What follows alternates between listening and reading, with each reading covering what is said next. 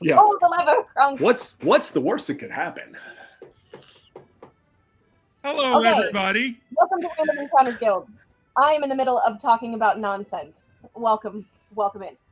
So we were talking about editions, because they're just putting out a Star Trek Second edition, which looks like it's going to be pretty good and compatible with the first one. James said that Wizards isn't going to do that with 6th edition. They're putting out all these books for like Forgotten Realms and stuff, and then what are you going to do when 6E comes out?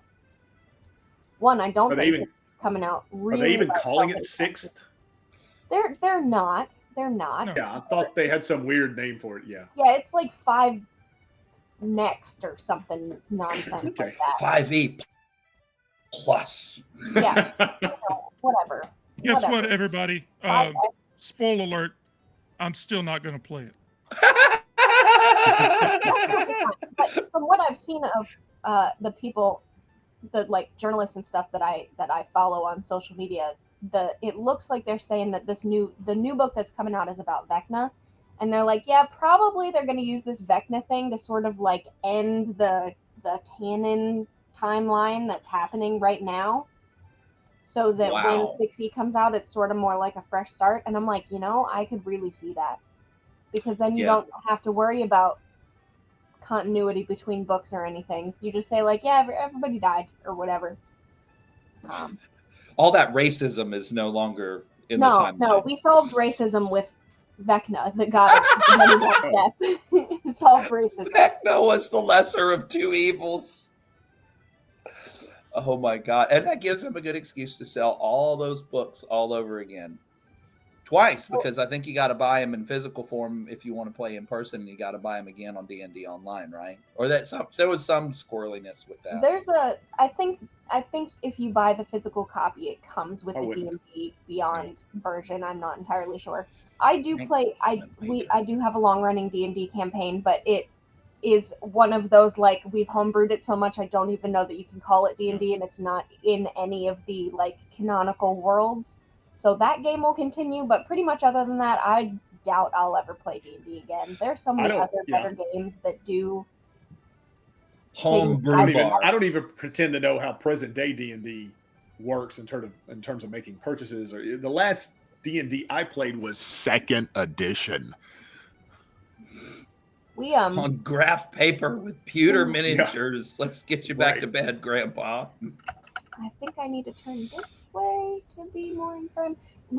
Fem Gamer Party has a what's it called, like a legendary license or something with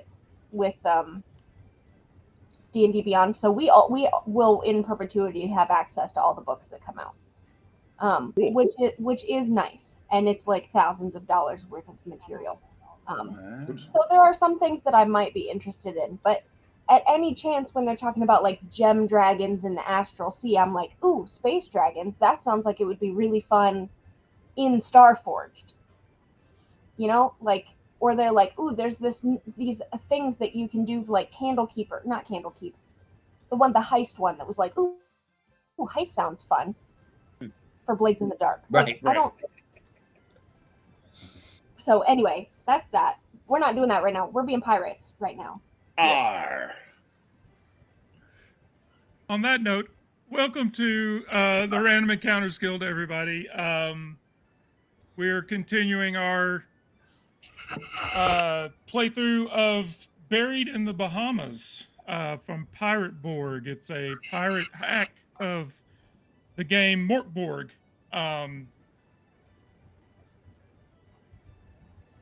We had a lot of fun with it last week in the beginning opening session. We'll probably finish it tonight, right, Dan?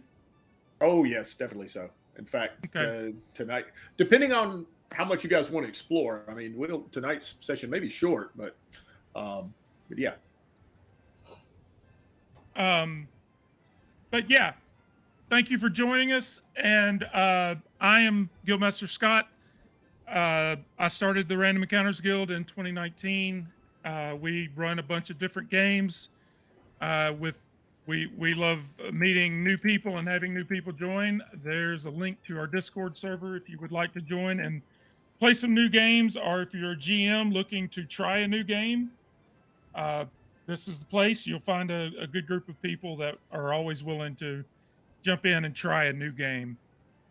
We've got several new things on the horizon as of the last 24 hours. There's been some interesting things have happened. What with NASA dropping a game and all. But yes, I am Scott. Welcome not in. Talking about me needing help with a playtest. That's not what you're. Well, yeah. There's that game as well. I said several different games. I didn't just talk about my game. NASA, it looks pretty cool though. I want to play a NASA game. We're going to play it.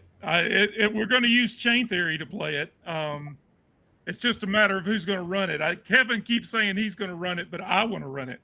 So we're probably going to wind up. I think his notion is that I would want to play in it, but I actually kind of want to run it.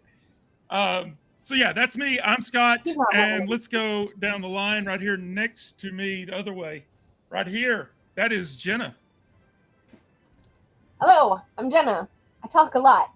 I'm from Fem Gamer Party. We do other games and other streams, which is what I was talking about earlier. But tonight I'm gorgeous Gertie. I will be your head chef. 5-star meals only from gorgeous Gertie. And she's real drunk on all the cooking, Sherry. That's probably all you need to know about her. She's the one with the meat cleaver. I don't remember what she sounds like either, so we're gonna. It was Southern. It was a Southern accent. Wasn't it a Southern accent? Yes. I think so. Very, very Southern accent. James. My name's James. I'm just a guild grunt here at the Random Encounters Guild, and jumping into a lot of games lately. People are probably wondering, what does this guy have a job? And you'll see me coming up soon running Blades in the Dark on Thursday. So and I'm playing the swashbuckler with a concertina, Rutledge Preston Digby Fontaine, which everyone calls Claymore. And yeah, that's all I got, Dan. And our GM, Dan. I'm Dan, a.k.a. Commander Dan, longtime friend of Scott. At least I think I am. I don't know. After tonight, maybe questionable. But big Pirate fan. Running tonight's game. This is a continuation of last week's game. Hope everybody has a good time. I think it's going to be good.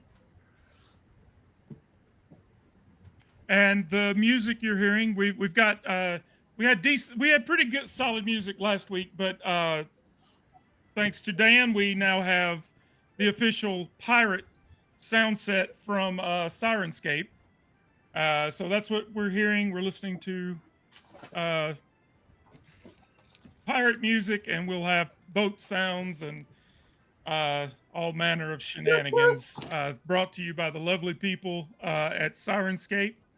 And once we jump over to maps, we'll be using Fantasy Grounds, who we are an affiliate with. If you like what you see and want to give it a shot, feel free to use our link and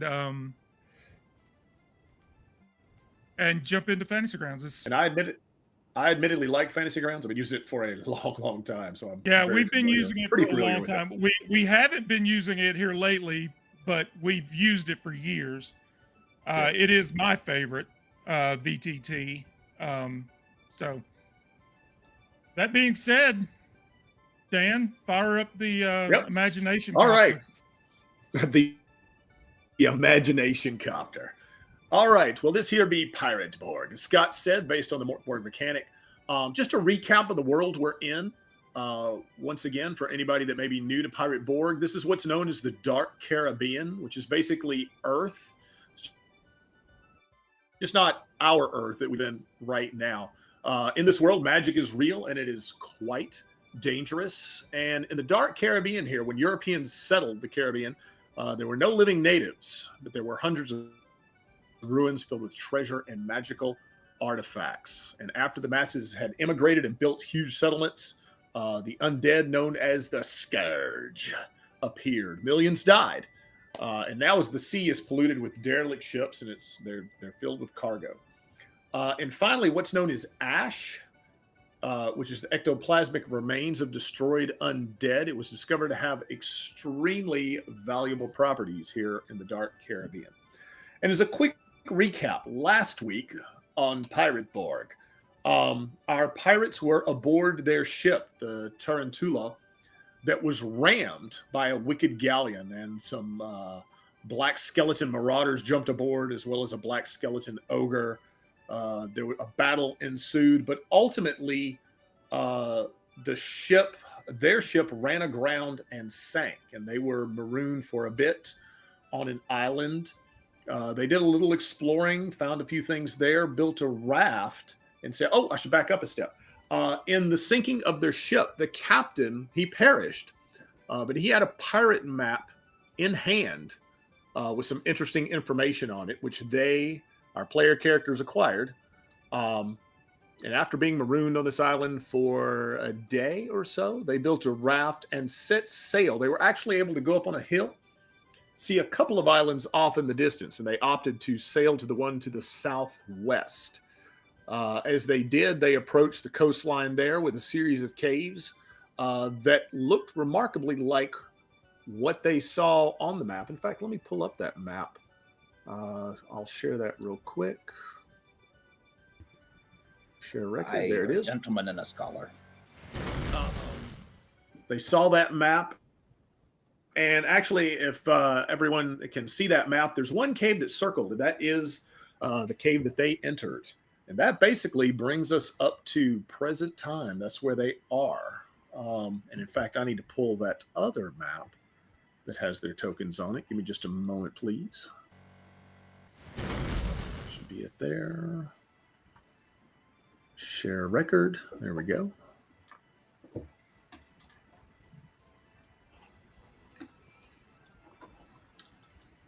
Yep, and they were just coming into that cave.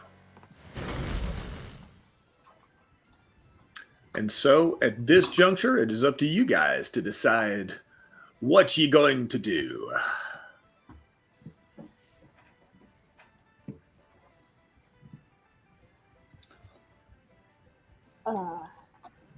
And sorry, you said that the cave is like we docked the boat and we're walking there now? It's not a... More of a crawl, yeah. You guys tried to prop your makeshift raft up against the rocks and everything there. I'll be honest with you, it's a bit dicey as to whether that raft will stay there with the waves coming in and out, but you guys tried the best you could. But yes, this cave, because what you saw coming in, I mean, you could see any of these caves, the water flowing in, flowing out, and whatnot. But this cave presumably was circled on the map because it seems to be a little safer than the other caves. You can't stand fully upright, but you're not going to drown. But you're going to get wet. You're going to have to crawl some in there to get through. Okay. It's going to take me forever to clean my armor.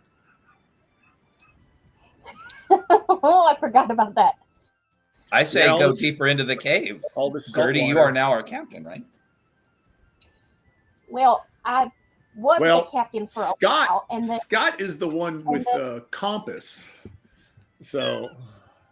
And then Rutherford was the captain for a while. And then I don't know who. We might all three be captain, but we don't have any other options. So I think we just keep moving. And I don't know what this map could lead to, but I'm taking bets on what it is. And I think it's probably some rum runners hideout is what I'm hoping for. Well, who's holding the torch? I have torches, so I can be the one holding the torch. Okay. Are we going to have a hard time seeing around you, Gertie? You're kind of tall, right? She's large. Yes, she's a big lady. I don't know. Maybe she's in the back. Maybe she's not leading the way. Okay. And I guess I will bring up the front so that because I have the musket. That makes sense. And then to me. that way I'll be the brave one, and no one shoots the man with the map. Oh, I just realized Yeah, there you go. Gertie's token's not correct on the map. Let me see if I can fix that real quick. Oh, I seem to have lost my map. I closed it, and my little silver ball, my little black burl of sorts, that takes me back to the map. I don't know where it went. Delete that token. Don't worry, Gertie. I'm going to put you back on there. Give me just a second. While he's doing that, yeah. So Gertie, if you've ever seen Looney Tunes, Gertie looks a lot like Witch Hazel from Looney Tunes, except not green. She's very big, large, hulking, huge nose, like pockmarked face. She's wielding a dirty, disgusting butcher's knife, and the one difference between her and this token is that she actually has a ball gown from a tiny, dainty, petite, poor, unfortunate soul that they pillaged and pirated on the open sea, and she's using this very formal, very fancy ball gown as an apron, just tied around her front. So it's like covered in like bacon grease and fish stains and grossness. So she's kind of like if the Beast was wearing Belle's gown as an apron. That's what Gertie looks like. That's great. Gorgeous, Gertie. And Claymore is, by contrast, very pretty with a lovely wig and fancy clothes and a bandolier with some explosives and things to throw. And when I am not holding a torch, I am playing a concertina. So for now, I guess I probably have some makeshift strap to hold it over my shoulder to keep it from falling in the water as we wade through. What are we, waist deep, knee deep? I'd say knee deep. Okay. All right. So I would say let's do some unmasking here. If you're going to make your way on in, probably got enough light from that torch to see about up to this point here. All right, what do we got? Well, in terms of what you see, not too much. It's just a network of caves. You can see on the map, the dark area there is where some of the water is. So you can sort of get out of that knee-deep water up on the edge a little bit. Still muddy. There's also, you can see the undertow, which is gushing in, gushing out there, even though you can stay out of it for the most part if you choose to. And basically not a lot here, just a lot of algae-covered rocks. But there is the caves. I'm sorry, I was just going to say the caves do continue to the north there. So this looks from the map like all three caves converge into one. If you're talking about the openings from the ocean, yes, that is correct. So she's going to look around and say, well, I don't know what all this fuss was even about then. And I just want to like, I'm not going to go into the other caves, but I do want to like go towards where they are and just kind of like poke my head over there to see if there's any like, I don't know, like any traps or something. Like, okay. I don't understand why it was such a big deal that it had to be this exact one. Right. Give me a perception roll. That would actually be a hang on, let me pull up what I need to here.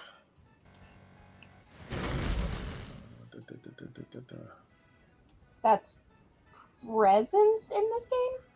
That is correct. Presence. That's what I was looking for. It's not actually called perception, but yeah. Did I do it? Nope. I just pulled the word. I am to roll 20. So I'm I mean, you can roll physical and tell me what you roll, but yeah, if you want to roll in Fantasy Grounds, though, if you do want to roll there, just pick up your dice and drop it in the chat box. You just drag it into the chat box and it rolls it. Oh, you pick up the die. Okay.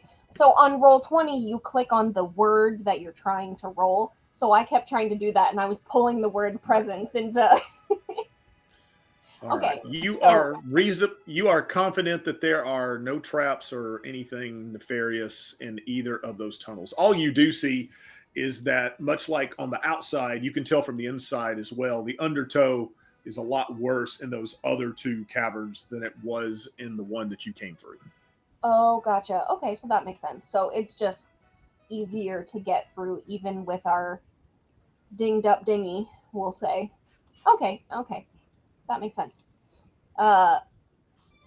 Well, there you go. Onward, I suppose. And Gertie, as we're moving through here, is going to be on the lookout for trap doors, because the only thing I know about pirates is I've seen the Pirates of the Caribbean movie, and that's it. That's all I got. So when Jack Sparrow gets marooned on that island, there's like a trap door that's got like rum in it from like rum runners using the island to hide. So Gertie's looking out for that. Like, hopefully there's going to be somewhere some hidden, drinkable treasure.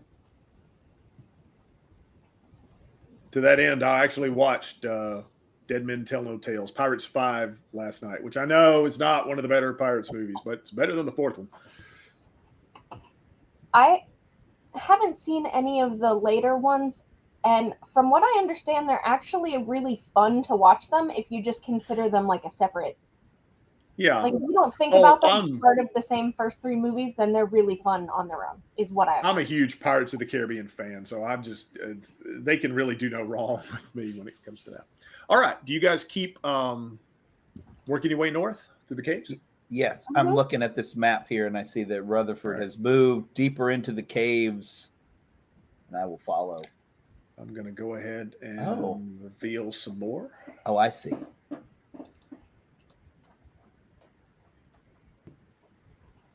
Oh, it's lovely. Watch out for that gorge. Oh, I'm watching. I'm looking. Oh, I can move my token. Nice. Okay. Yes, I generally leave it to you guys in Fantasy Grounds. Move your own token, yeah. And if you can't, let me know. They should be unlocked, but sometimes I forget to unlock them. You are all good. All right. So we are wandering through. This is kind of a fun hand-drawn looking map. Yeah, I like it. So yeah, I'm gonna turn to Rutherford and then be like, well, then frick. Okay. I somehow managed to get a little bit of Jersey in my accent. Now I don't know how to do it anymore. What does the Southern accent sound like, Scott? Y'all. Word, Scott. I can't. I mean, you use it all the time. It's Courtney's voice. It was Courtney's voice. Oh no, honey, Courtney's voice sounds a little bit more like this. It was that, but lower. It was that accent, just a lower register. Maybe a little this one, but lower and maybe a little bit more of a slur. Okay, we got it back. For some reason, we went to Jersey for a moment. I wonder what's in the other. I mean, this all leads one somewhere, but there's other somewheres that, Jersey Foghorn, she does sound like Foghorn Leghorn, but there's other caves out there, and I don't know if maybe there might be something more to drink in those ones.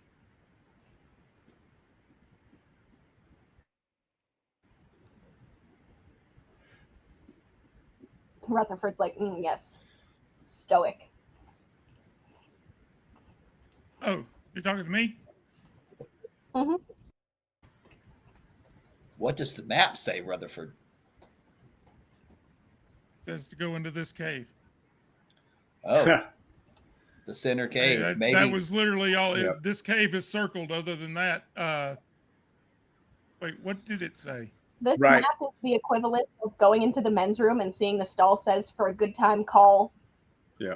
But there is some text. The number. That's what we've done. Only those with a heart of the seas shall pass the doors of blood. I ain't seen no doors. No doors of blood yet. I think we can make some. I mean, I think Gertie, we know where those other tunnels leave. I mean, the captain had a reason to circle the one in the center. Maybe the other two have mice or something in there? Well, it seems like they're coming straight into this water. They may have been a lot Correct. harder to pass because there's a lot more water in them. That's right. Yeah, the three. I mean, you can tell at this point at least those three that are in the center. What would have been in the near the center of the map? Well, kind of offset a little bit. But yeah, that they lead into this cavern that you're presently in. Well, if anybody else wants to look around, please feel free. But Gertie has looked around and found no rum, so she's probably going to be heading forward unless someone else wants to do something. It's probably more rum on your breath than there is in those caves. I know. I got to make sure I don't get too close to this torch I'm holding. I got to hold it over here. Thankfully, I got long arms. Well, I am interested in what goes deeper into the cave. So we're just trucking along until the DM says otherwise. Yeah. I'm just let me know which direction, because if you can tell on the map, there's a wider opening. It's more in the water, but it's not. Once again, it's going to become knee deep as you go straight north. But if you can see, there's actually a cavern as well that goes off to the east. Yes, I think, and also just as a, I have my small sword that I'm gonna, before sticking my foot in the water, I'm gonna see how deep it is. I'm not gonna fall for that. Well, which one looks more like the sea? I guess that will be the heart of the sea that we go through. I'm thinking it's more of an outlook. Perhaps living by the pirate code will help us get through this door of blood. Mm. And if we trust the sea and all of her elegance and beauty and strength and give her proper respect. Mm. I mean, that's how I go through life.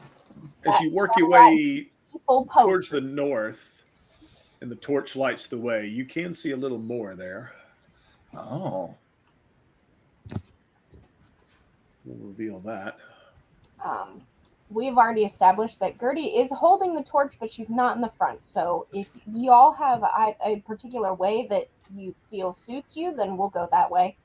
From what I understand of this here riddle on the map, which I will admit I have never been good at, if we're trying to go through and have the heart of the sea, but one of these ways has more water in it, that's probably the way we should go, because that feels more like the sea than less water. Well, kind of moving forward to the north, there's nothing but water. So apparently we're going to have to trust in our ability to swim. Yeah, all that black you see, that is, water. Right. It's kind of like a little river cave, right? Oh, call me crazy. Yeah. Can I taste the water? Is it salt water or is it fresh water? It's mostly, it's pretty brackish, actually. A lot of it's salt water from the sea coming in, but clearly there's some fresh water probably coming from the caves. So brackish, yeah. Brackish. Yeah, I'm into it. Probably is a brack of fresh air for those of us who have been on the sea for a while. Yeah. Brack of fresh air. I would like to see. It looks like there's probably some view to be had over these little cliffs here. So I was about to ask what is to the right over there. If you're going there, I can reveal more of that there. If you want to take a peek around, Scott, what are our people at home seeing? Do they see this map as it unrolls? Yep. Okay, good. Yep. Thank you. But as you go down that particular cavern, you see less and less. There's less water.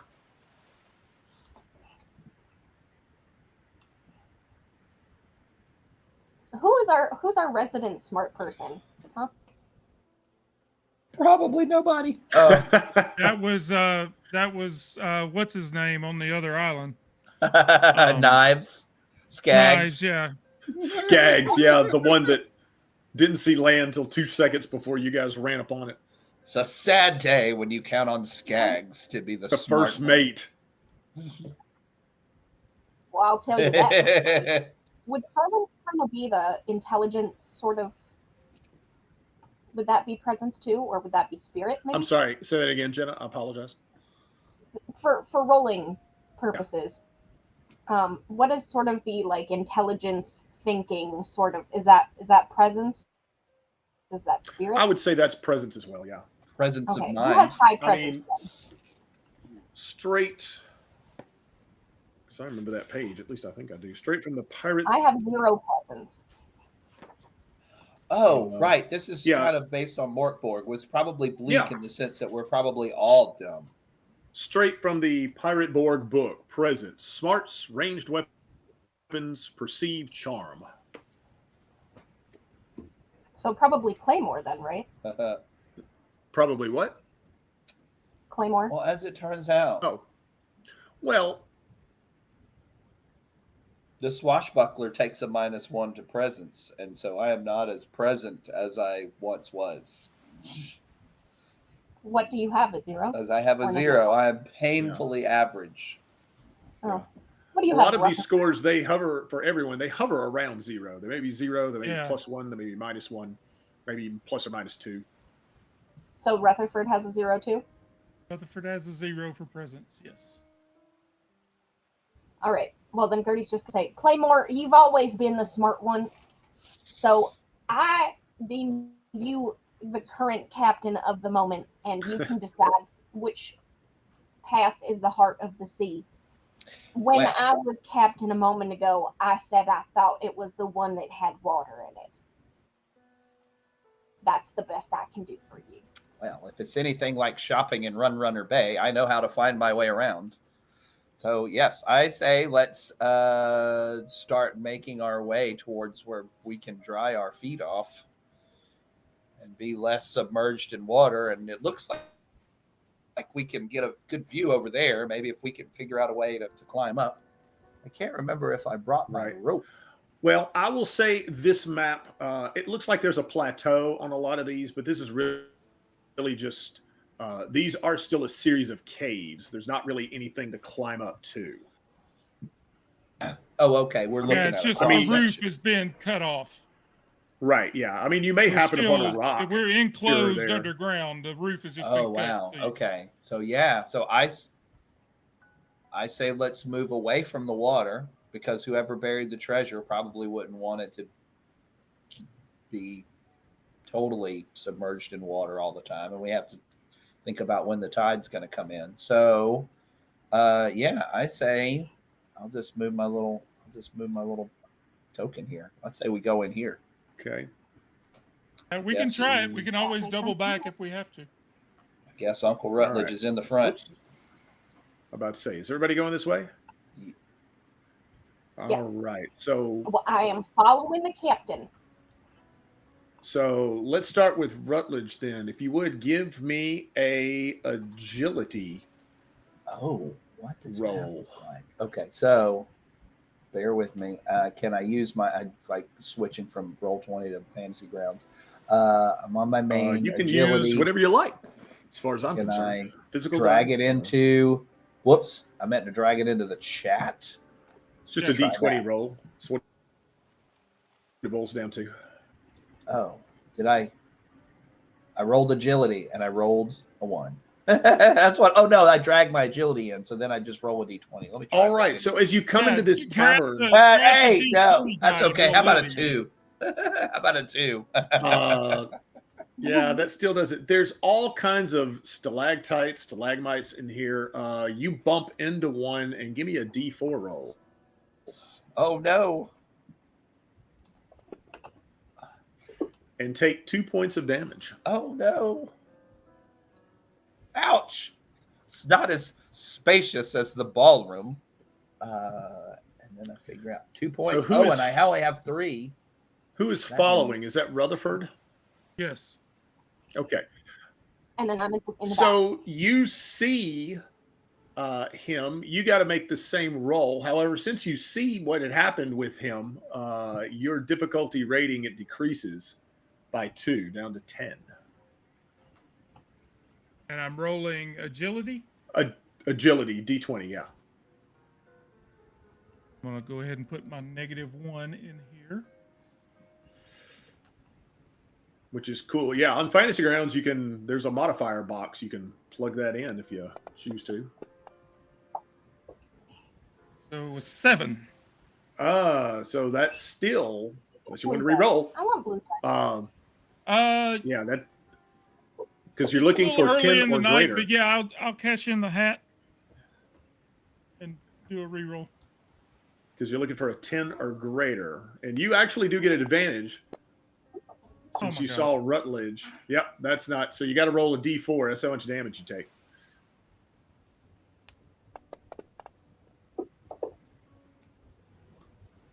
Whoa.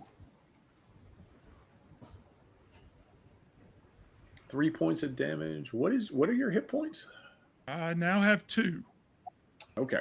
Oh, you're a beefy McBeeferton over there. I'm a bad man.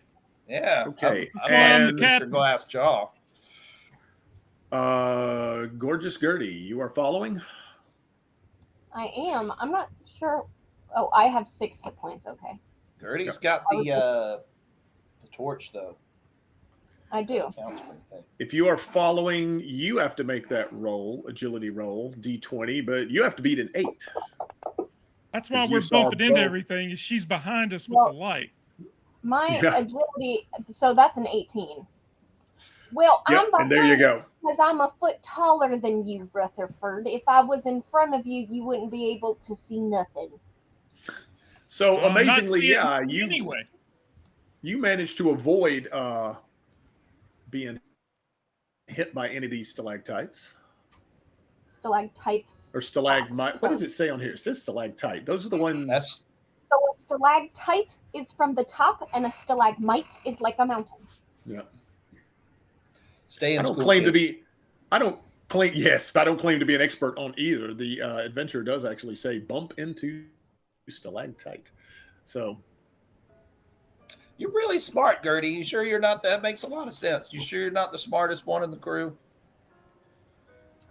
Well, I don't mean to brag. The truth is, I probably am the smartest one in the crew.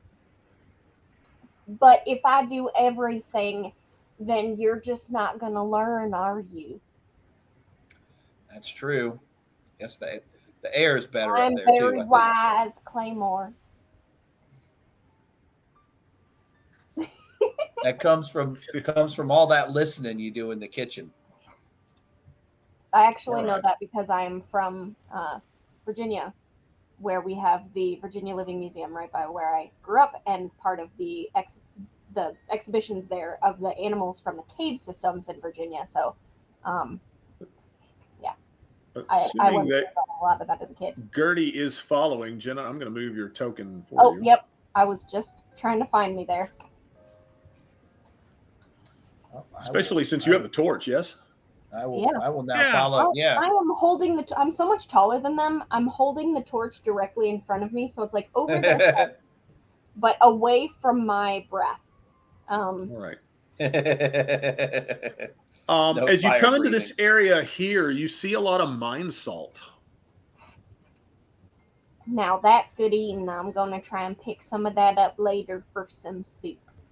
Oh, later or now? Well, I'll pick it up now, but the soup is for later. The mine salt is pretty well embedded in the cavern there. You can try to get it out, but that's going to be a strength roll, and it's going to be tough. It's a difficulty rating of 18. Well, I will go ahead and try it. I've rolled an 18 for both rolls so far. That was almost a 19, and then it rolled one more time onto a 3.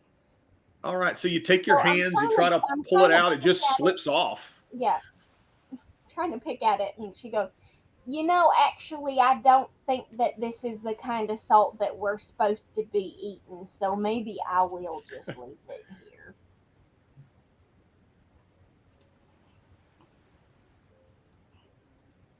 but that's all we see so far.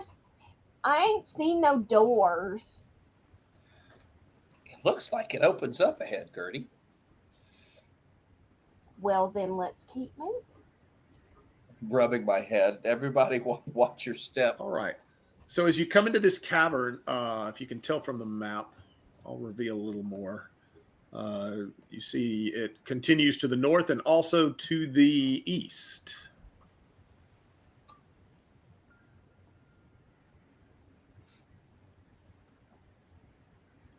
With a little more water, a little more fresh water going off in an easterly direction. Fresh water. Doesn't seem quite as brackish as you approach it. I think we might be getting farther and farther from the heart of the sea, if I'm being honest. However, fresh water is important to sustain humane life. Fresh water. Well, the sea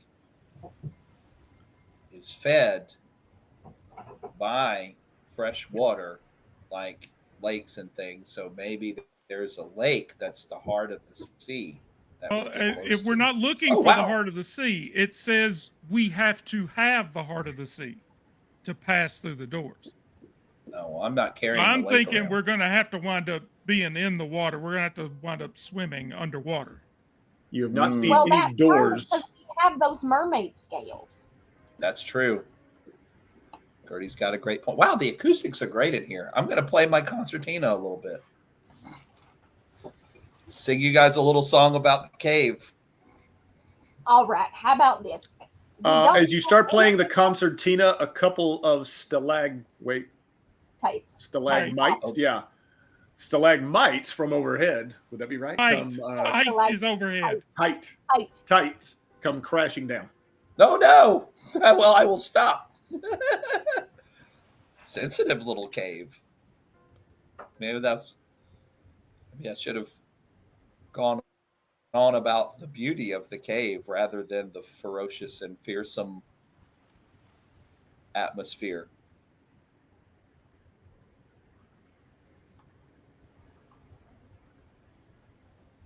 All right, I'm gonna move on north and see what I can see. Okay. As you come into that fork, you see caverns going off to the west, to the east. There's actually a small rock pile in the middle there. Just rocks all piled up on top of each other. Now, this is what I'm talking about. There's probably rum under here. And Gertie's going to go and start rummaging through the rubble. I guess I should hold the torch while you rummage. Yes, you hold it.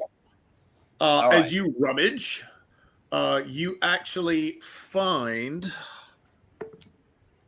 4 gold bars worth 100 silver each. Whoa. And you also find a rune-encrusted flintlock pistol. Oh, wow. Sorry, you said 100 silver each? Yes, for each of the 4, yeah. Okay. Pistols all around. Pistol. Only one pistol. There's 4 gold bars. I know, but I mean, I have a pistol. I think. Does Rutherford have a pistol? Rutherford does not. There were 2 pistols found on that deserted island you were on. One at the. I think one might have been recovered on the beach, and then there was one at that encampment on the northern shore. Yeah. Claymore's dual. Do I see, which I think I'm going to now call Greedy Gertie. Do I see Gertie with the pistol? Well, that might depend. Gertie, are you trying to be discreet here about? Absolutely not. She's like, here, hold this torch. Come over, hold this so I can see. I bet you there's rum under here. Then she pulls out the first gold bar and she goes, well, it ain't rum.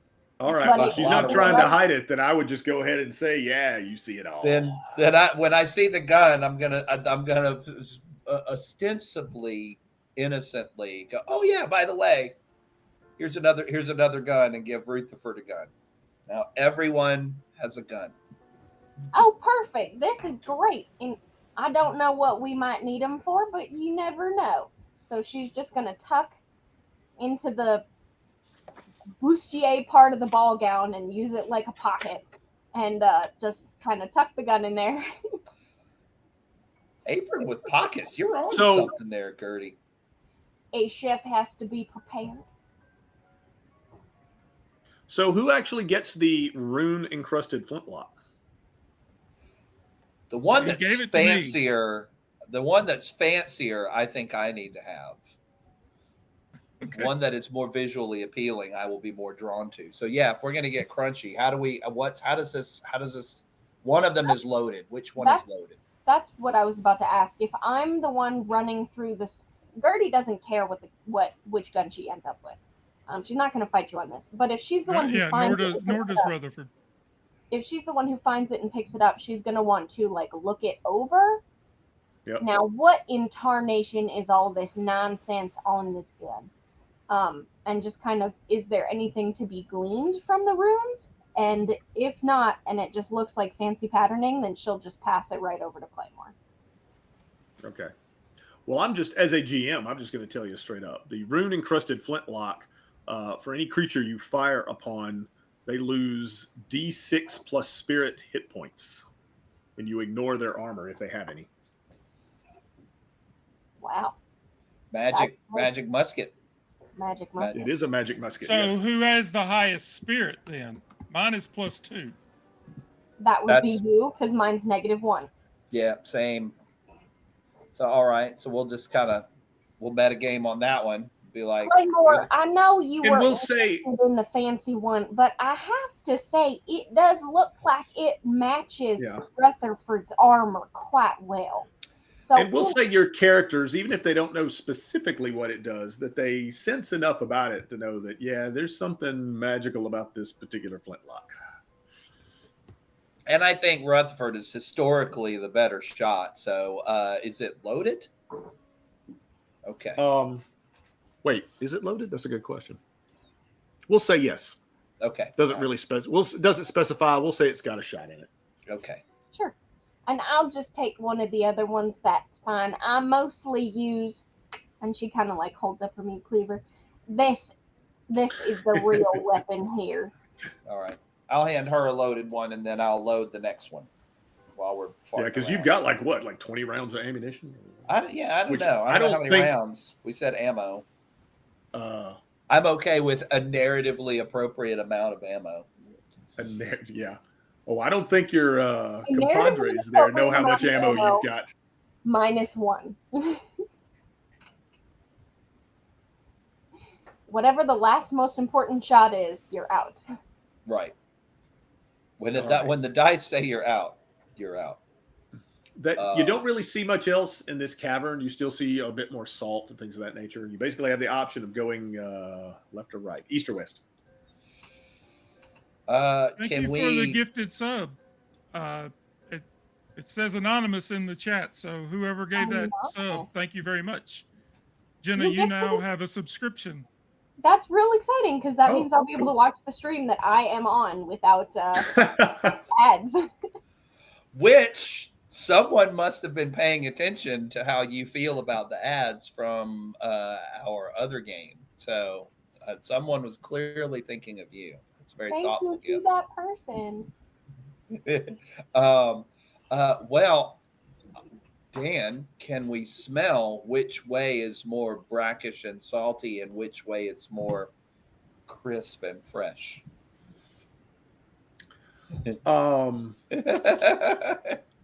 Sure. Give me another. I keep wanting to call it a perception roll. That's not what it is.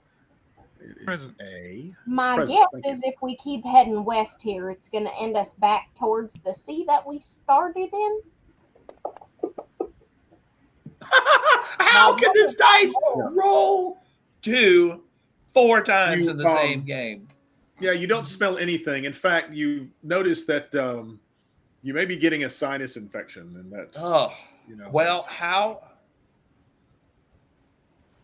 It's the torch. It's got to be the torch. You have a this lot way of drainage. uphill? Is it uphill to the east? Going toward the east, I would say yes. It is. Let's do that. Going a bit more uphill. Okay. See, this is why we made you captain, because that's a smart thought you had there, Claymore. I don't know why uphill would be more important, but I never considered asking. Coming, Gertie? Because if nothing else, because you guys notice, and even as players, you probably notice looking at the map, as you're going further into the cavern, you see less and less water. So my otherworldly sense of direction. There is magic. I'm going to wait. Okay, if you're going up to that point, everybody going to keep up? Ahead and do this. This is fun. What does Fantasy Grounds call Fog of War?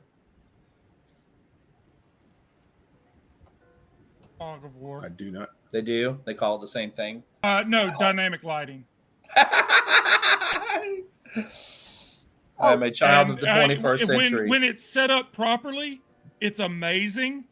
It's a little tricky to set up. It takes a while to figure out the right way to do it, but when it's set up right, it looks awesome. I'm going to very gingerly approach this corner that I'm at, and I'm looking at the graphic. Is there something? Is there a door opposite us, and is there something on the floor? That is a door.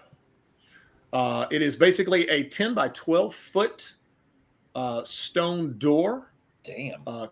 Covered with glyphs.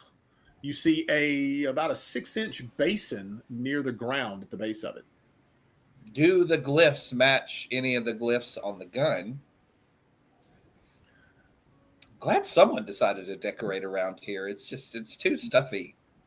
They do not. Crack me open and call me an oof coquette. That looks like the door there, but I do not see any blood on it. That's true. All right. Crack you open and call you a what? Oof coquette. It is French for a baked egg. The glyphs, any of the glyphs or anything.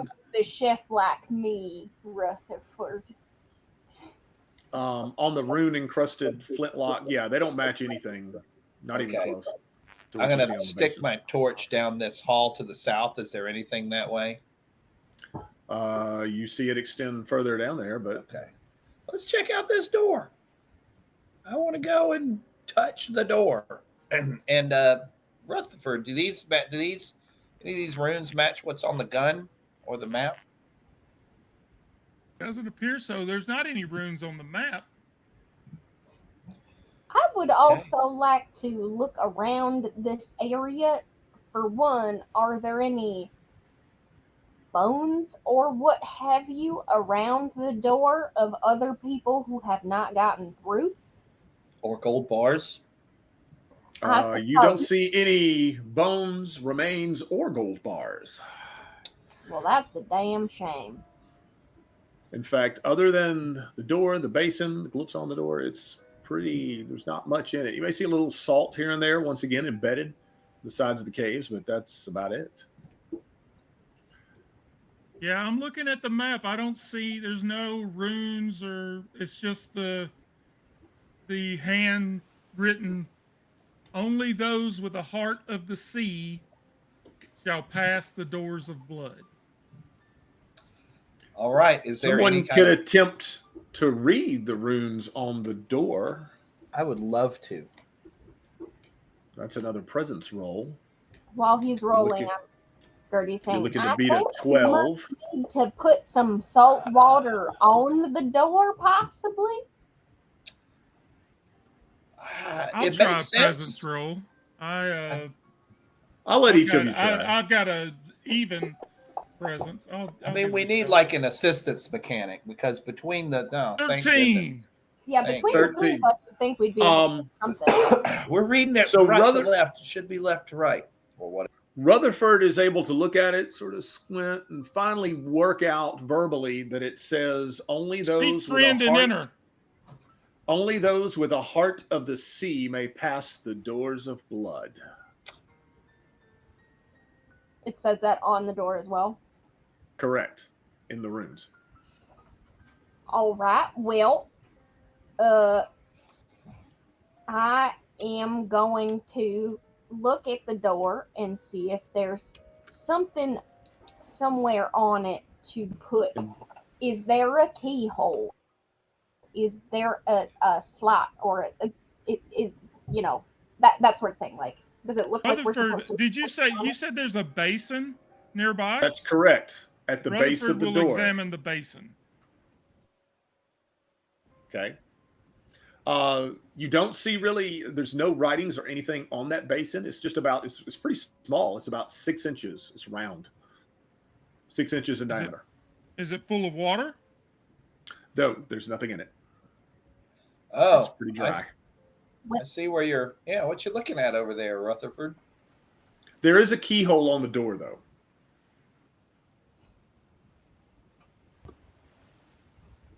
What if we fashioned a key out of the salt? I hear where you're going with that, Gertie. I also Gertie, wonder, is there?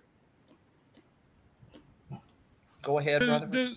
Does anyone have a tankard? Gertie, you've got a tankard or some kind of cup, right? I have a tankard. I'm sure someone does. I have a have tankard. an empty rum bottle.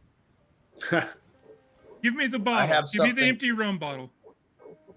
I have something called a tankard made from a horn. And a rum bottle, I guess, works too. If I see what you're doing there. If Gertie gives me the empty rum bottle, I'm going to run back, not to where the fresh water was, but all the way back to the brackish to where water. the salt water was. Okay. Where it was coming in from the caves. Fill this bottle up with salt water, and then run back. And I am happy to bring a torch if you'd like, or if we have a second torch. Oh, maybe. I've got like 4 of them. You can totally have one. That's fine. Let's While he's doing that, Gertie's going to be trying a bunch of random nonsense. I'm going to try and put some salt on the door. I'm going to try and touch the mermaid scale in the basin. I'm going to try and talk to the basin and say, please open up. And I'm going to tell pirate stories to the door. I'm going to sing sea shanties to the door because that's a long run. So Gertie's just... And I also, we have 6 mermaid scales. Do we know, does legend say how long they last? For any one that you eat, you have to roll a D4, and it's that many hours. Oh, I thought it was just 4 hours. Okay. Then I think it's totally worth it. I don't think we're going to maximum spend of hours 4, underwater. minimum of 1. I am thinking, Gertie, if you're amenable to this idea of maybe seeing if the door will respond if one of us has eaten do you eat the mermaid scale? What do you do? Yep, you have to. Yeah, that's why. And I told you guys all that because your characters in universe, they would know that you eat a mermaid scale, you can breathe underwater for an extended amount of time. As far as gameplay goes, you got to roll the D4 to see how long. For each one you do, it's random to that end, 1 to 4. I would be tempted, Gertie, for one of us to eat a mermaid scale and see if the door responds. Let's see what happens when Rutherford comes back. That sounds reasonable to me, I believe. Rutherford would come back with this bottle full of salt water, and he's going to fill the basin with salt. Okay. You eat the mermaid scale. Do you want to roll a D4? Oh, sure. I mean, let's see. Well, let's see what happens when he puts the water in the basin. I'm not going to eat it yet. Oh, okay. You let him put the water in the basin, and then we'll see what happens. All right. You pouring the water in the basin? Yes. Nothing Yeah, happens. I've got a bottle full of salt water, and I pour it into the basin until You it's pour it full. into the basin, and nothing happens. Now You can I'm fill going it to up. eat the mermaid scale. Congratulations, you can breathe underwater for an hour at this point. Nice. I'm going to stick my face in that basin. Take my You wig stick off your face in the basin, and breathe and in I the would basin. imagine are amazed. I'm guessing this is your first experience ever breathing underwater, and you're just, I imagine weird. you're going, guys, check this out. I'm breathing underwater. I saw the spirit of the Kraken. But you're able to breathe underwater. Your face is in the basin. Nothing happens with the doors. I can't see anything. How do my eyes feel opening my eyes in the salt water? Can't be fun. Unless the mermaid scale helps that. Although the rules don't specify, I'm going to say that if you eat a mermaid scale and you can breathe underwater, that you can see underwater too. See, hear, maybe even That would smell. make sense. You don't want to I'm smell picturing it. like dilated pupils, like just totally like whacked out on mermaid scale. Random Guys. thought. Suddenly reminded of a Seinfeld episode where he's going scuba diving. His parents, what's there to see underwater? That is, yeah. That's very on brand. There's nothing to see there. But yeah, nothing happens with the doors. Doors don't open. You've eaten a mermaid scale. From this point going forward, you got an hour. You can breathe underwater. All right. Well, hell. Nothing that's going to open that door. I guess we're going to keep going. Maybe we'll find the key. Is there something we can roll to get some kind of a hint about this or some kind of knowledge? You want an idea roll, Scott? Let's Not do the mixed systems. Hang on just a second. Let's say you guys take a second look at the map, and everybody give me another presence roll.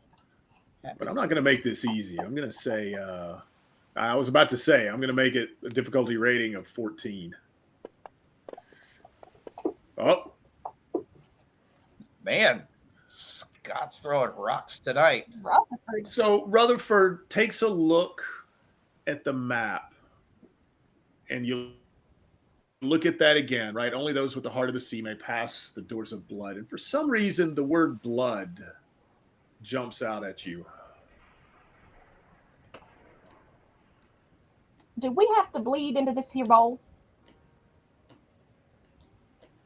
I will totally cut I'm not going to cut my hand because that's. Are you asking the GM or is this a rhetorical question? I will cut the back of my arm, a tough part of my arm, maybe my elbow, and then bleed into the bowl a little bit. And then if that doesn't do anything, I'll take the blood on my hand and I'll put it somewhere. To be fair, it's Rutherford that noticed that, and it's a matter of if he tells you guys that word jumped out in.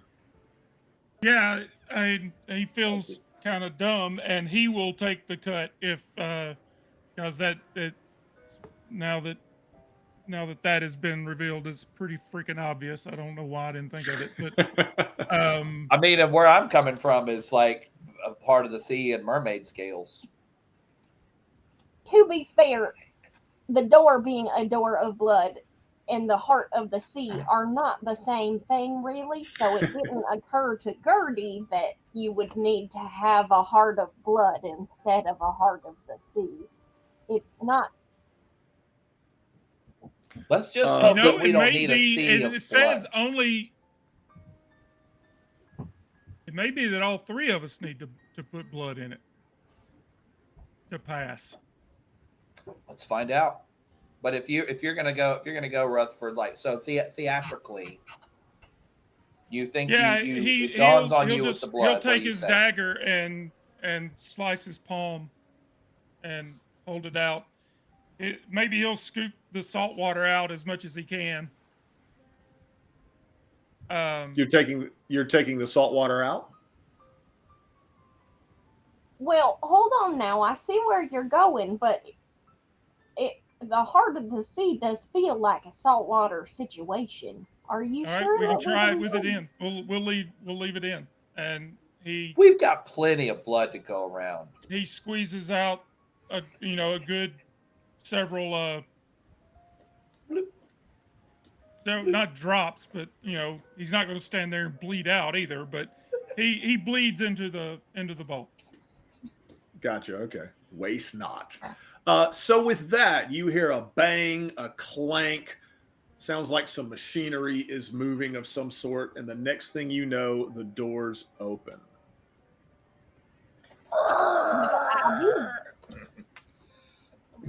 Rutherford, I always said you was the smart one. Yeah. I don't know about smart one, just a good die roll. But with that, now that we've made this milestone and we beat the game, um, does anybody need a break? Would now be a good time to I would That's a not mind good. a break. take a I can quick Yeah. stand 5 minute to break? refresh my beverage. Yeah. Okay, everybody in chat, we're going to take a 5 minute break, and we'll be right back. Please enjoy the pirate music Ambiance. as we're gone. We'll be right back.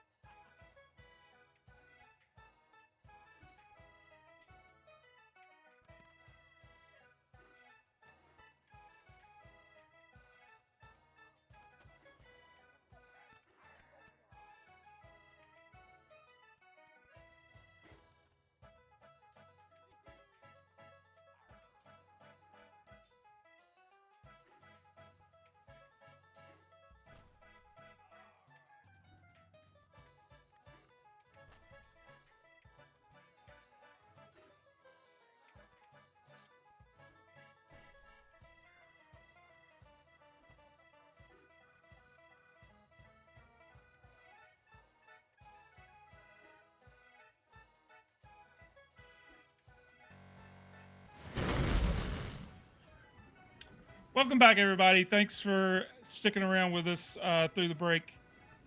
Let's get through this door and find out what is going on. Yeah. So as the door opens, you look down the corridor, heading to the northeast there, and we'll just go ahead. Even from where you are, you can see there is an opening to the southeast, and then a stairway or an opening. You can see enough of the stairs, I think, going up towards the what would that be? Northwest. Left or right? Correct. The doorway, that- yeah. Doorway to the right, stairs to the left.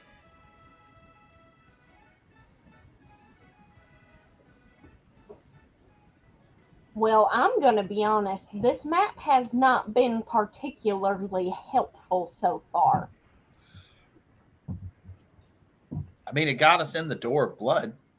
Eventually, but mostly it only got us through the one opening and then left us to figure it out ourselves. That's the opposite of what a map is supposed to do. Maybe the captain knew where to go to once he got in the door. All right. My gut, and she pats her big belly, is telling me we should go up the stairs.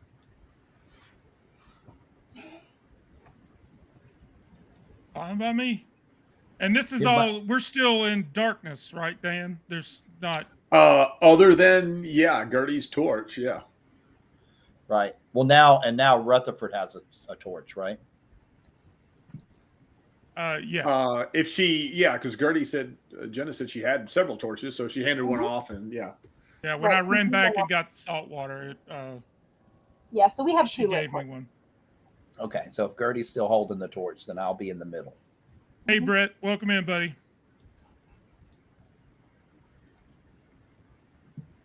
All right. Yeah, I am okay with Gertie's initiative. So going up the steps. Up the steps.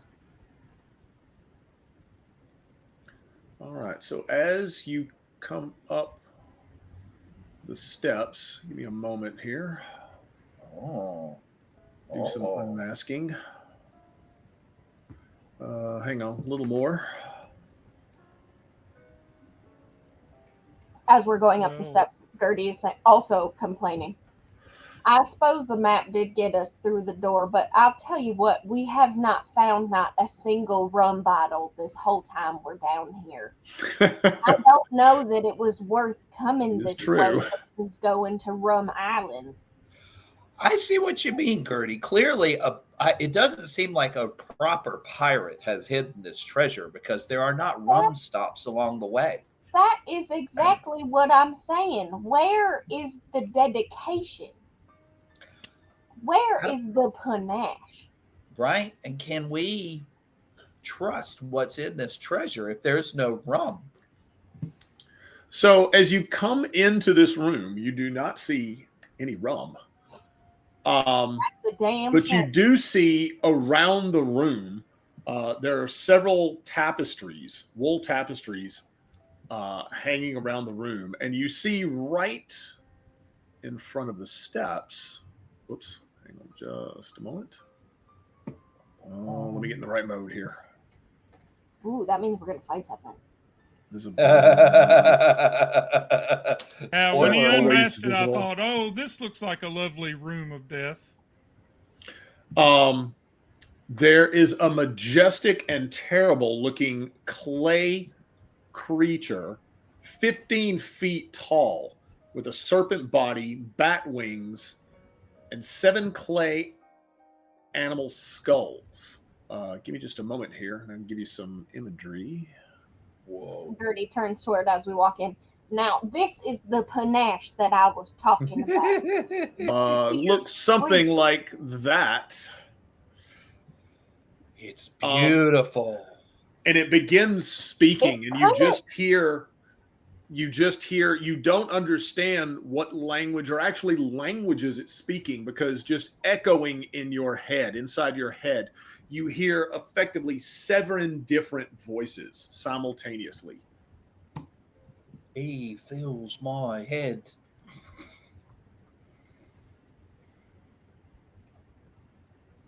Well, hello.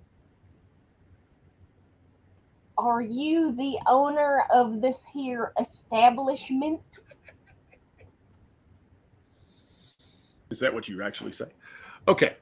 So with that, we're going to roll for initiative. So I like to do, in theory, what you're really supposed to do in Pirate Borg, you roll a d6. If it's 1 to 3, it is, I believe it's the players that go first. Yes. And then the others, the enemy goes first. That's effectively a heads or tails situation. So I'm going to take my commemorative coin from the Lady Washington. Lady Washington is a replica ship that actually portrayed the Interceptor in Pirates of the Caribbean. Wow. And in this case, I'm going to let you guys call it, right, heads or tails, to see if this thing, this clay-looking serpent thing, is going first, or if you guys are going to go first. I called it last time, so. All right. I'm Scott. not looking at it yet. Heads or tails? Tails. It is tails.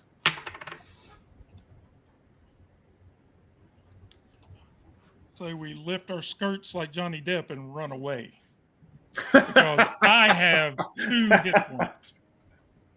But you also have a loaded ranged weapon. Yeah. How tall is this thing? 15 About feet. 15 feet tall. Yeah. No, with 7 heads. And you know what? Let's do this. I'm gonna want to run away like a frightened little boy. Gertie is full of liquid courage. And she has everyone give me a presence roll. This is nothing fancy. We'll keep this pretty standard. Nope. How about an 18?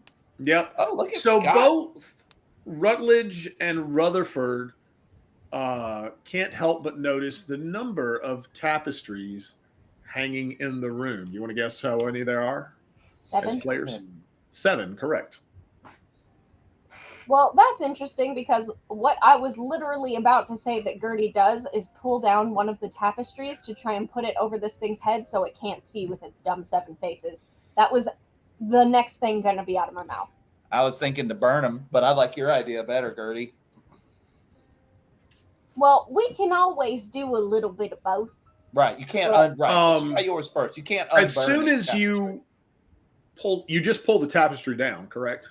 Correct. And I'm going to pull it down in order to try and pull the rug over this thing, so to speak. I would say as soon as you pull that tapestry down, this thing starts to move towards you. Actually, where are you in the room? Oh, sorry. Let me go ahead and place myself for you. Probably we just walked in, right? So I'm probably, if the tapestries are all the way around, if I can be maybe like here-ish. Yep. I mean, you capture its attention. Are these tapestries of the heads?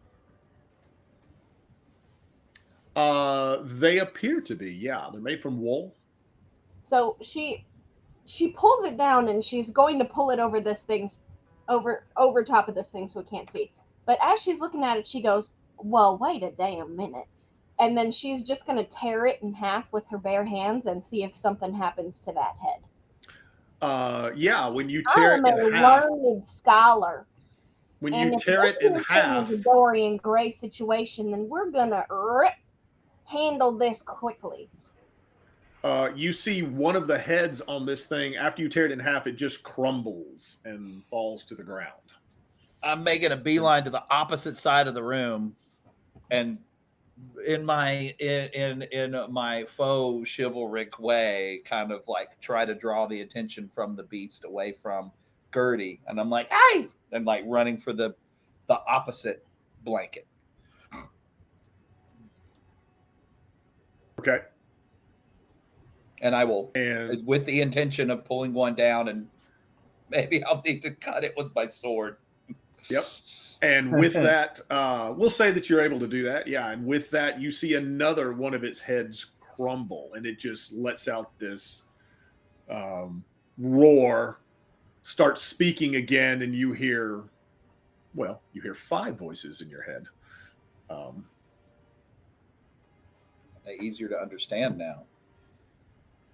It's still speaking in some kind of bizarre, almost satanic sounding language. Yeah. You just hear that would be Rutherford. We'll say it's your turn. Yeah, seeing this, I guess. So I'm assuming there's more tapestries, like right here along this wall to my left. Just to go ahead and specify, it doesn't really specify where precisely they're hanging, just that, along the walls in this room, 7 tapestries, yes. Okay, so if there's one hanging right here, sure, we will assume he'll do the same thing. He'll come in right here, and I'm assuming he wouldn't have gone into this without his what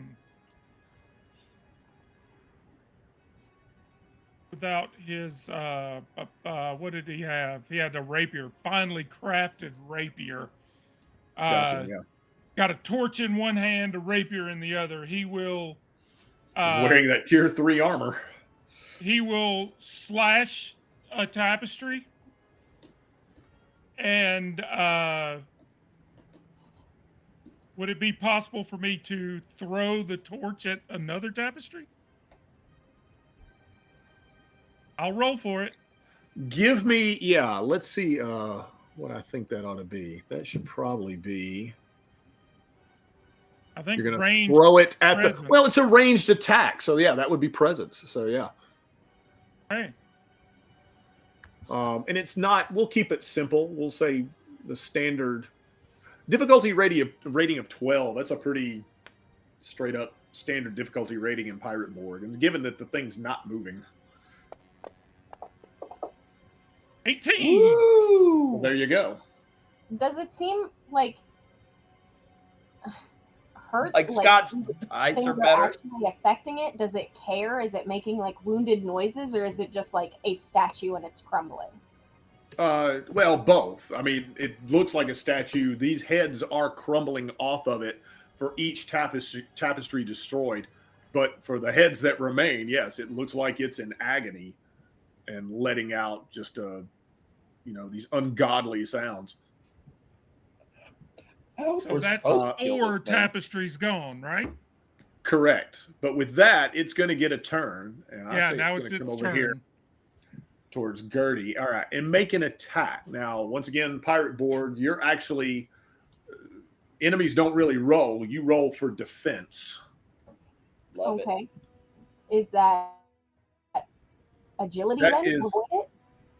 Oh my goodness, that is something I should definitely know, and I've suddenly forgot. It's right here. Feels like it would be. It's not strength. It's not presence. I think it is agility. I think that's right. Roll in agility. That is defense. 18 plus 1, 19. All right, so it lunges at you, and you guys manage to avoid it. Let's do this though.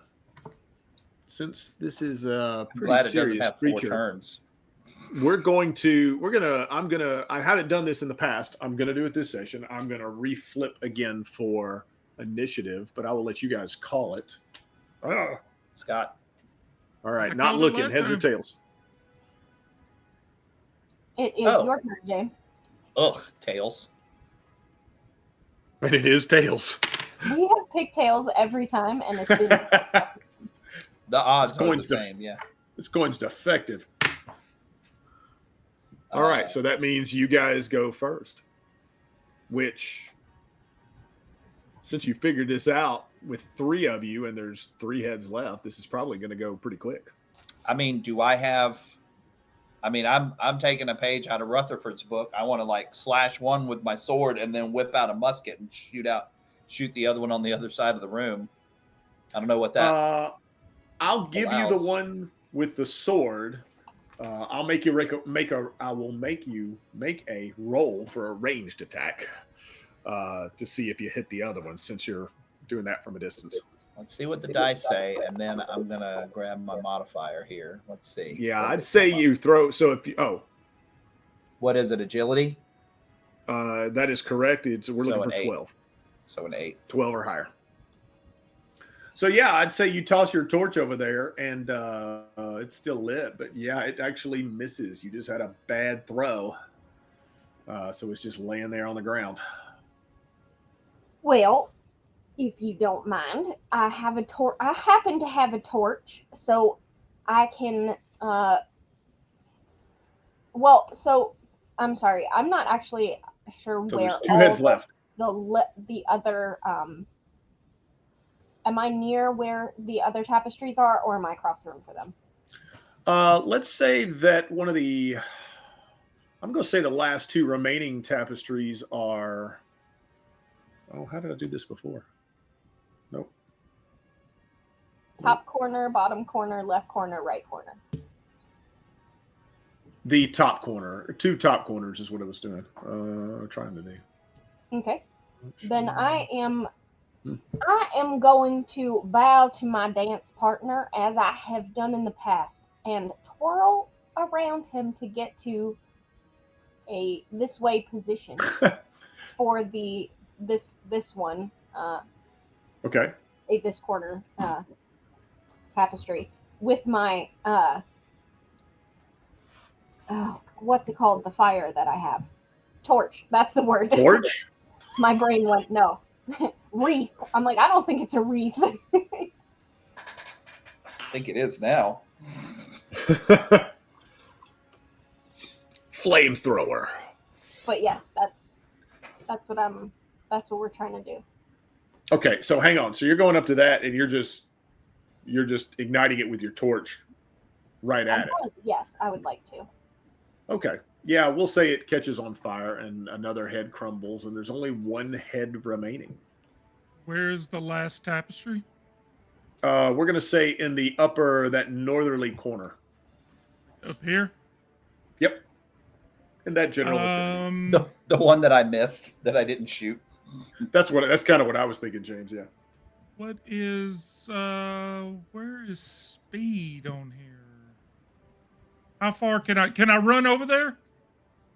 You should be able. Yeah, 5, 10, 15, 20. Yeah, sure. I don't see, at least on this sheet that I'm working off of, I don't see speed listed. I don't think they have. I don't range think it's being an issue in Pirate Borg at all. So he'll run over and leap up on this ledge here and slash the remaining tapestry with his finely crafted rapier. All right, and with that, the last head crumbles. However, this thing had this serpent body that still appears to be alive. Oh, hell no. It's moving. And once again, boy, I hate to pick on Gertie, but that's what I'm going to do since she's right there. She's the big one. That's what you do in a bar fight. You take down the big guy. It's going to try to actually wrap around her. Right, like not even going to buy me dinner, like a python, like pythons try to do, right? To you just can't find a good man these days. They're so forward. So once again, you'll make a defense roll. I can do that. Don't eat any apples, Gertie. That's a natural 1. Yeah, that's not good. For a total of 2. Now, this is where you could do a couple of things. If you got any Random Encounters Guild merch, you could reroll. You could also use a luck point. One of the things you could do with luck points in Pirate Borg is reroll. Well, I know she has 1 piece of merch. I do. So what walk me through what would happen if I failed this roll. Do I take damage? I assume. You potentially would, yes. You would take damage, and your armor, if you're wearing armor, it would soak. It would Okay. come off of the armor before it came off your hit points. But I like where you're going, Jenna. What makes the better story? Right. I'm not wearing armor. I don't want to get hurt, but I would like its attention to stay on me. So I kind of am wondering if I want to just take the hit, because then I know for sure it's wrapped up on me and is not going after anybody else. Is a 1 a worse hit than a 4? Well, a 1 is a fumble. Yeah, so is there like a staple that rolls on or something? Like how? Yeah, there. I know there's fumbles and crits in Morkborg. There I it don't is. know about. I don't have the book for Pirate Borg. So for a fumble on defense, yeah, the PC takes double damage, and their armor is reduced by 1 tier. I guess if you have armor, you don't have any, do you? I don't have armor. Oh, this is the Devil's Luck thing, right? Can I donate a Devil's Luck to Gertie? Oh, I have 2 luck. I just was trying to figure out what exactly it is that's happening. I'm gonna say no on donating luck. No. So I will use one of my luck. That's absolutely fine. So that means I just roll again entirely. Actually, no. If you use your luck, as I recall, it just adds 1 point. Let me look that up as well. Oh, if luck adds 1 point, then I'm sorry. You can use. There's several things you can do with luck. One of which is just to re-roll. But hang on, that may be re-rolling on an attack. It may not be. There it was. Devil's Luck. This is no. It's re-roll. It's re-roll any die roll. Die roll. Okay. All right, then that's what I'm gonna. Yeah, this is lower the one now. You can forget what's you can lower damage dealt to you by a D6. That's an option as well for using Devil's Luck. Yeah, lower one's test. There's some other options. Those are the 2 that I think would apply in your situation. That's an 11 now. Okay, so you still are going to take some damage, but not double damage. But not fumble. Correct, not double damage. Yeah. Wait a minute. Everybody wins. Not the die I want. So this kind of works out about how I was hoping then, because I want it to be entirely focused on me. So having it like Python wrapped around Gertie is fine. Right, and it starts squeezing, and you just feel the breath coming out of you, and it does 3 points of damage. Okay, that is half my health. And she's just going to say, you and my ex-husband. And whenever... Is it our turn now? Yes. In this case, I'm going to say, because I flipped again for initiative earlier, but now all its heads are gone. So it is in somewhat of a vulnerable state. So we're going to say you guys go next. Okay. She just, it's like around her waist and her legs, and she can't move, but she holds up her butcher knife and she goes, but let me tell you what, just like my ex-husband. And she starts chopping with the butcher knife. Snakes is good eating. All right. So that would be an attack. It's a melee attack. That's strength. And we're going to keep it standard. I'm not going to on the one hand. That is there you go. All right. So roll some damage. This is with your meat cleaver, right? Which is just a D4, I think. 3 damage. There you go. Should turn my sound off. And I am specifically trying to chop this snake up so that I can make snake some soup later. All right. So with that, it is Rutherford, Rutledge. You guys, it's your turns. You guys get a turn. Rutherford will leap into action and run forward. And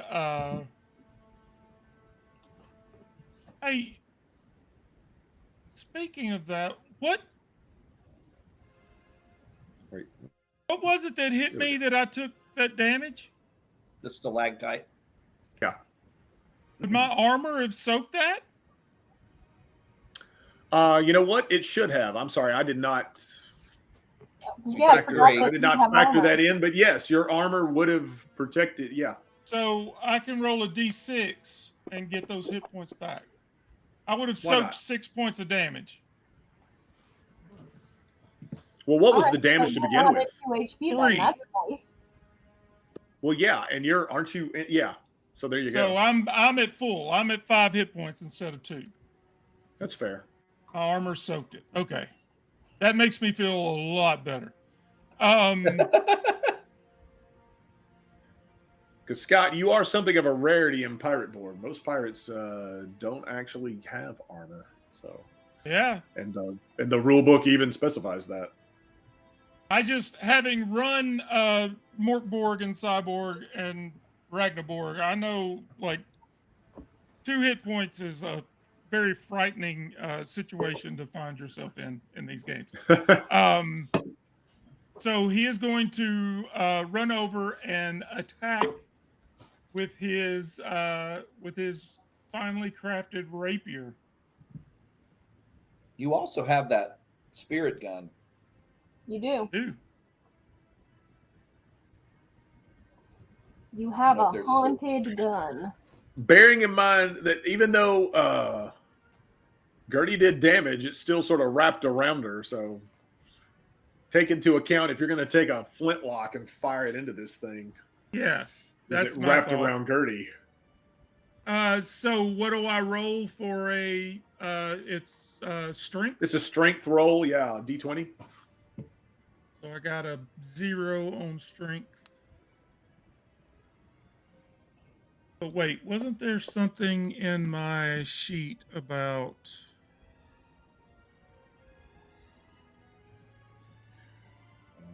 Let's see, characters.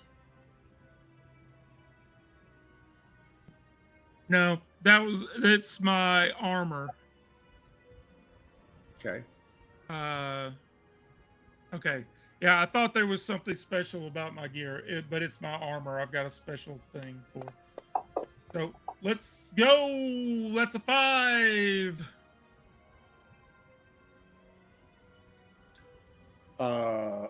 Wait, was that your? That was my your attack. You know All right. what? I was about to say, I know you got more merch. Yeah. Cash in the Riddles dice box.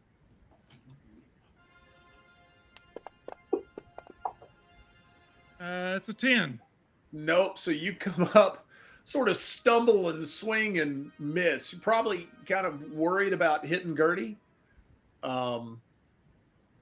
So yeah, you're trying to be cautious, and in doing so, you miss the snake. Serpent.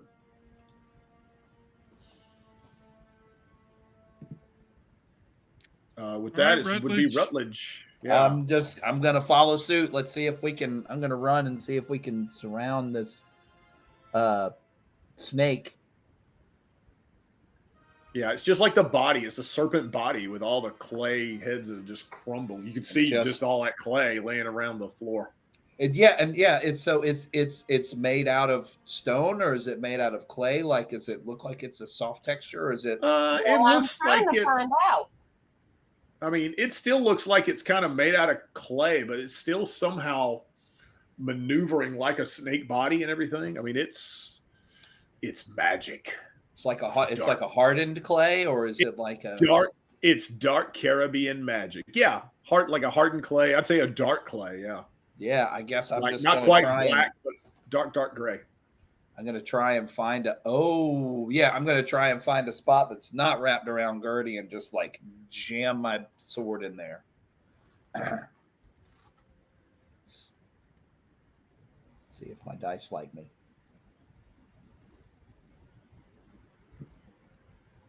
Show up. It did not show up. It was an 8. So plus, what am I rolling? Is it agility or strength? Wouldn't do any good anyway. Strength. You know what? This is a melee attack. And since we're spending luck, I'm gonna spend my point of one of my 2 points of devil's luck, and I'm gonna roll again. Here we go. Now we're in the chat. Gotcha. Blammo. How about a? There 20? you go. Yeah, that's a hit. A dirty 20. So roll some damage. Oh, I don't know how much damage I do. I can look that up, but you may find it before I will. What were you Small swinging? sword, D4. A D4. A whopping. All right. But with 3 that, points. bearing in mind that all the heads had crumbled earlier, so this thing was in a vulnerable state, that is enough damage to cause the snake body to also just crumble. It just like it's around Gertie, but all of a sudden you hit it and it just falls apart, almost like the ash, and just falls to the floor. And she's able to breathe a sigh of relief. Although she looks a little bit disappointed that we won't have anything for dinner tonight. I will extend my hand and comically try and help Gertie up off the floor. Yeah. More like Clay Gore, am I right? That's what a gentleman is supposed to do. All right. So where do you guys want to go next? Well, I don't know much about monsters, but I would think that whatever stairway it was guarding is probably got the fun stuff.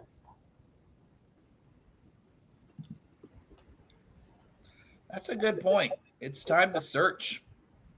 Gertie's got a point. Let's get greedy. What were behind these tapestries? Stone walls.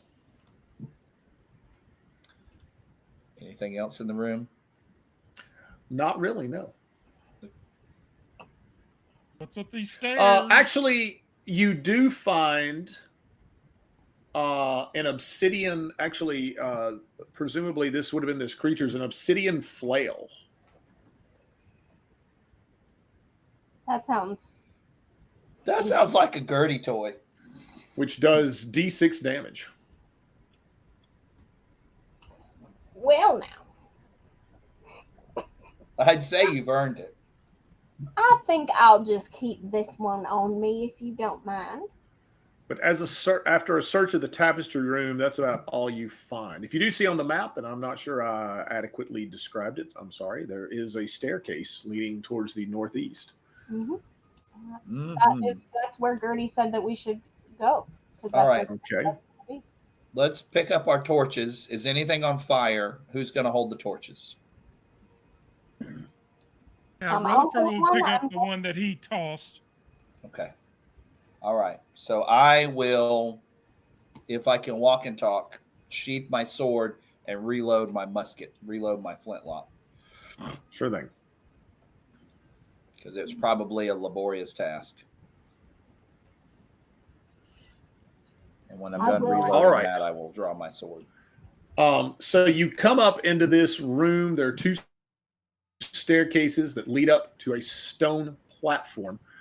And you see all kinds of treasure in this room. And atop of this pedestal, there is an orb that is sparkling.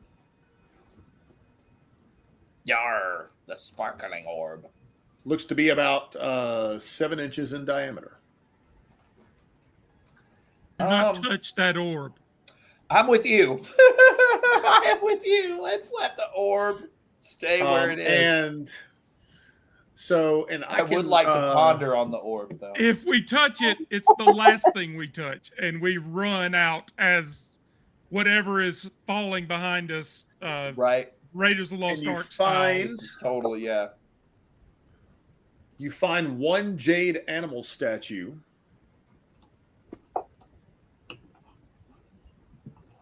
You find 400 ancient coins. 400? I'm not writing these ones down. Someone else can. I'll get it. You find... Wait, what did I just roll? 7 golden pots and cups. Well, they can't be pots and cups. Chalices? Sure.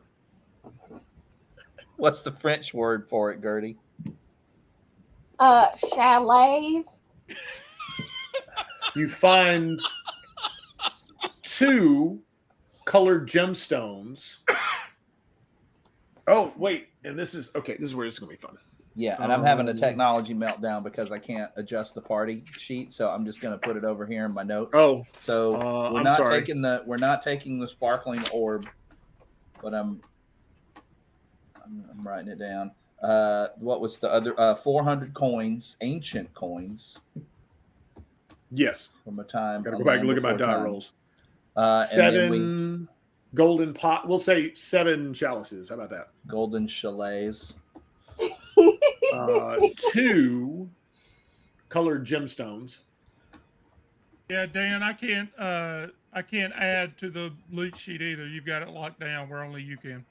That's okay. Sorry. I'll hang on to all of this stuff. Colored gemstones. I like that they are just a color. Party sheet. An indescribable shade somewhere. They're octarine. No, it's the not color out of the color out of space. House. Wait, go back. Party. Use current. Nope, that's not it. Spark.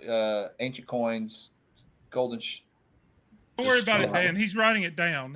It's okay. Gemstone. Yeah, I was looking to see if I could adjust it real quick. Okay, so this will be fun. And there is a relic there, which is, here we go, 16, a codex tablet.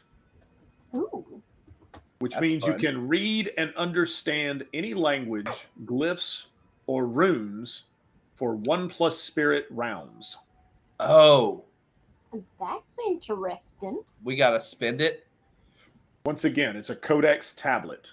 Oh, so we can use it. We don't need it. Doesn't Yes, have like a. it's okay, something so you can take with you and use it for the future. Yeah, it's a. Can we use it over and over again? I guess is the question. This is, hang on now. This is assuming your character is capable of using a relic. Not every character class is. Oh, As a brute, I believe I'm not. Scott's can. However, Scott runs into problems when it comes to using relics with tier 3 armor. Oh, interesting. How big is the orb? About 7 inches in diameter. Okay. Well, Arm. I just can't You do bring notice myself to read that. something this beautiful. Do you guys? Okay, so as you approach it, you notice as it starts to glow, and once again, it has some glyphs on it. That I'm just going to go ahead and say you can make it out. That says you're able to make out that these glyphs read "Forever Gate." The glyphs are on the tablet or on the orb? On the orb. Oh, okay. Forever Gate. Yeah, Forever Gate. Now, I am going to do the same thing that I do when, I work in the kitchen all the time. There are pots and things that are hot you don't want to touch. So I'm just going to put my hands under my apron like I've got a cast iron, and I'm just going to get that orb right safe there in my little bustier pocket so we have it for later. Right. Who needs oven mitts? All right. Not when you have a ball gown. Hey, one it. of the most amazing things I've ever seen in my life, my wife's grandmother. We would go to her house Thanksgiving, Christmas, anytime she was cooking for the family, would literally open the oven, nothing on her hands, no mitts, no pot holders, nothing. Reach in and grab whatever was in the oven and just put it on the counter. And I've never seen anybody do it except her. She was a miracle of a woman, but never burned her hands, never, but she would just grab anything that was in the oven, just grab it and put it on the. She was Grandma's version of walking over hot coals, just like by pure spirit and will alone, just the fire would not touch her. Yeah. So Gertie picks up the orb of, and I'm going to do my best with this pronunciation, Xitulanka, Xitulanka, which is an artifact. The orb of Sri Lanka. Yeah, an artifact where you can test spirit with a DR difficulty rating of 12 to cause one undead creature with 10 or fewer hit points to vanish from existence. Well, see, that just seems far too useful to leave behind. You can only limit one use per day. I love it. And lastly, you guys find in the room one stone tablet, which one person, can attempt to read for a random ritual. Meaning, I'll roll to see what ritual. Who's the brainiac? I'm the one that's got the presence. You're also the one with the Yeah. ability to do these higgledy-piggledy Actually, hocus pocus yeah. things. And there's no role involved here. It's just a matter of someone telling me who attempts to read it. Oh, I will.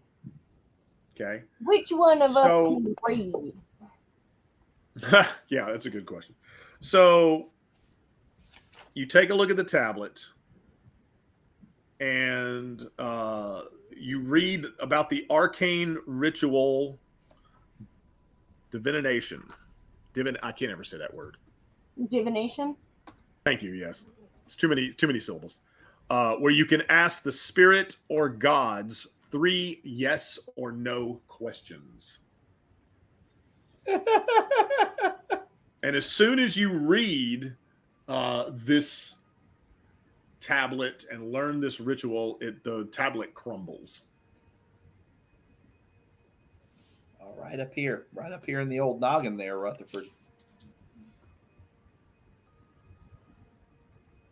But yeah, ask the spirits or gods 3 yes or no questions. And that is it? We look. Yep. That is everything you find in this room. So when Gertie picked up the orb, nothing happened? Believe it or not, yeah, no Indiana Jones, no darts out of the wall. Nope, that's what happened. This whole back wall, that it seems like a foot, like right there above where, like right there. That seems like a foot. I was almost thinking that was like legs going up. Oh, as I zoom in, yeah, I see what you're talking about. Nah, I think it's just the way the artwork looks. So, all right, well let's get out of here then. Appropriately divvy the weight, giving Gertie a little more. Well, Gertie's got those bars. I will say this: you guys are savvy enough pirates to think this is probably the main treasure room that you have got. The bulk of the loot that may be in these caves. I'm going to let you go ahead and decide at this point what you want to do. If you want to go anywhere else in these caves, if you want to make a beeline to get out, it's up to you. Well, I mean, let's go shopping. I'm not the buy some rum. However, I would imagine that with all of the hocus pocus things that we have found here, that there might be more unpleasantries to be found in other rooms, and I don't personally need to bicker with those spirits, so I think we should just leave and go find more pleasant spirits on Rum Island. You know what I mean. I'm with you and there, it is Gertie. 20 till 11. Yeah. I mean, I have 2 ideas. Do we find a way? Is there a way to get topside, or do we want to go back to our raft? Sure. I'm going to say, let's just say that you guys make your way back the way you came. Amazingly, your raft is still there. The tide has not come in, at least as of yet. So it's still there. You're able to get on it, toss all your loot on it. It's weighing it down a bit. And you don't go far, but we'll say you make your way over to a safer landing on this island. Once again, just is that it there? Yeah, just because I can, I'll reshare that. Yeah, because you guys are actually on this portion of this island that's over on the left of this map. So you sort of make your way around, With that said, you've got this loot. You got a raft. You don't really have a ship, but you're feeling pretty good about the loot that you've got. Who knows? Maybe somebody may come by. You can barter passage off this island. Maybe you could explore this island further in the future, and who knows what you might find in the way of watercraft. But there's always more to explore out there in the dark Caribbean in Pirate Borg. I would say for the what makes sense in the story is for us to find civilization and have a little party, like the drinking montage. Yeah. You guys, if that's the case, over to Rum Island. Yeah, you figure your best bet for civilization, as long as you're safe on your little raft, that is a few miles to make your way over to that other island to the east. That's because Port Nelson is over there, and that's where about the guy that is famous for his crab stuffed snails. Gertie knows about that, being a chef of sorts. She knows about that in particular. I'm into that. Good night, Jonathan. Thanks for hanging out with us. I'm into that, and I think that the spirit of the sea would continue to call to me, and I would want to find another ship and be a crew join another crew. Yeah, surely we can find another job at some point. Until then, we've got cash to keep us afloat. I'd say once you get to civilization, you could probably go shopping and buy some stuff with some of the loot you guys have. Probably need some new shoes. It wouldn't be enough to buy a boat, would it? No, but you might could borrow a boat or borrow without permission. I mean, you guys are pirates, so there's always that possibility. Just throwing it out there. Oh yeah, we would if we were to steal a boat, though, we wouldn't steal another pirate ship. We would steal someone else's boat. But would we be able to run it with just the three of us? It would depend. Actually, it's a valid question. It would depend on the type of ship, how big it is. Obviously, the bigger the ship, the larger the crew you need. But you never know. You could recruit a crew as well. Or maybe Rutherford can learn to whisper the secrets to the spirits, and we could get some help from a skeleton crew. Well, and that's funny because there are ghosts and zombies and spirits in Pirate Borg, so it gets really fun and really interesting. Yep. We'll steal Davy Jones' boat. I mean, yeah, that's I think that's a good start. Yeah, and like in the long term, I think what we would need is more people, more relationships. That's kind of why I'm leaning, like, as a player, of us joining like another crew and letting that crew kind of be a little plot feeder to get us into more trouble. Yep. And as a GM, I would definitely like to get into. There's a whole section on ship combat in here, and I told you guys. I mean, you talk about the type of ships you have. I mean, they've got a whole section. Great artwork too. It's just fantastic. Of stuff. I mean, it's like, ships they got stats for them, hit points. There are hit points for ships.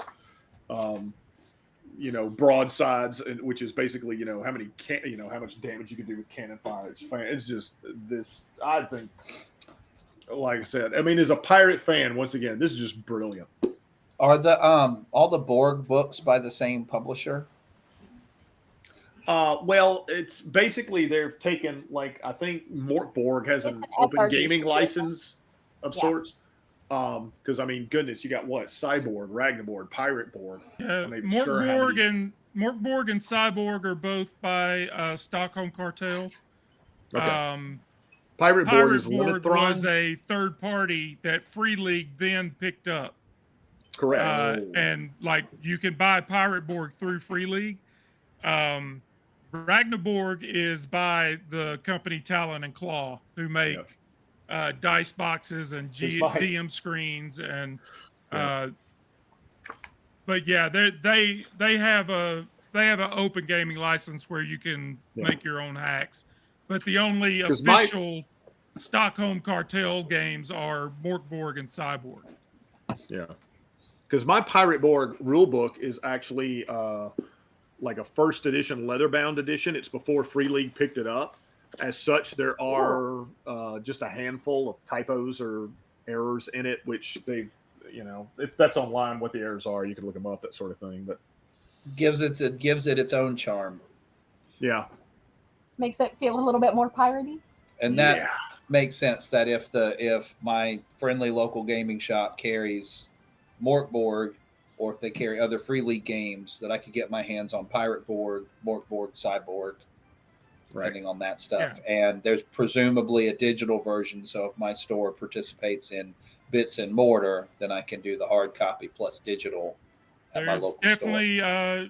Pirate Borg is definitely on drive-through, and you could also get the PDF straight from Free League. If you go to Free League's website, you can get the PDF, or you can order a physical copy from Free League. But but yeah, consider it. Free League picked it up, so it should be readily available. If your